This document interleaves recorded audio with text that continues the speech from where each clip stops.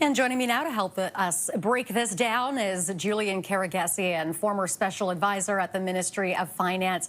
Julian, welcome. What do you make of this move by the Prime Minister? Is it elbows down or is it a step in the right direction? I say this without any political bias. I'm not affiliated with anybody, but I do think this is a good move for a few reasons. One, this does actually do what Prime Minister Carney says it's going to do. It actually matches what the U.S. is doing, because currently 80% of goods that Canada is shipping to the United States are going there tariff-free. And so now with the removal of these tariffs, about 80 to 85%, the same amount from the United States to Canada, will come back in tariff-free. And why that's good for us is because, and this was outlined in a report by the Canadian Federation of Independent Business, which came out 2 years ago. Our small businesses, our medium-sized businesses are hurting with our retaliatory tariffs. And so this will ease some of that pain that they're facing. Our households are facing food price inflation, for clothing and other imports from the United States. So it will help with that. It also shows that Canada has made almost all of the concessions right now. We're trying to have a reset of trade policy with the United States. We've given concessions on the digital services tax, concessions on defense spending, on border security, even though we represent a tiny, tiny fraction of fentanyl. It's almost zero. And so we've set the stage on our side for a reset of trade talks. And I think so it's a good move, I think, for all of those reasons. And also just generally, Renee, I think our policy response should be guided by some economic version of the Hippocratic Oath, which is first, do no harm to ourselves. And by removing these retaliatory tariffs, we take away the harm we're doing to ourselves. Will this get Canada any closer to a fair trade deal with the United States? And what about those sectoral tariffs?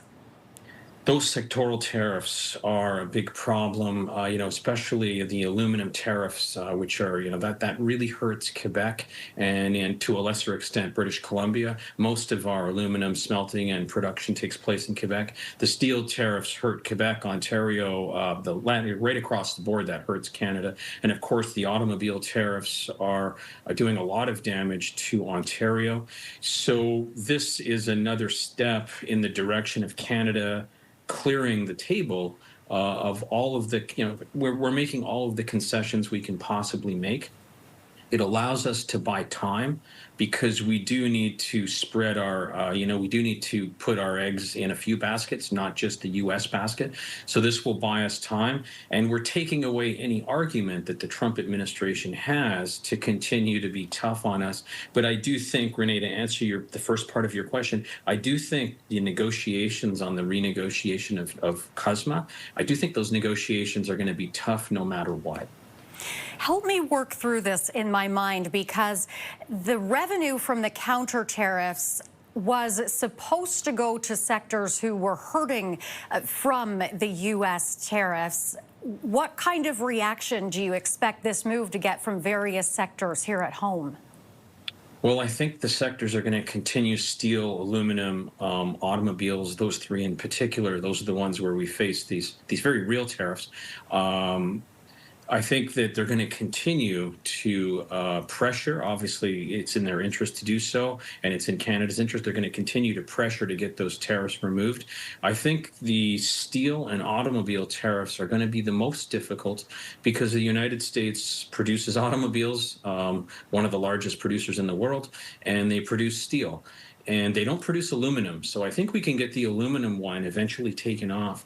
But the very difficult, thorny negotiations are going to be on automobiles, because President Trump has been consistent, not only in his first term and the beginning of his second term, but going back to comments he's made since the 1980s, that he believes, I firmly think he believes, that there's no reason why American companies should be producing in any other country but the United States. So those are going to be very difficult negotiations, particularly automobiles.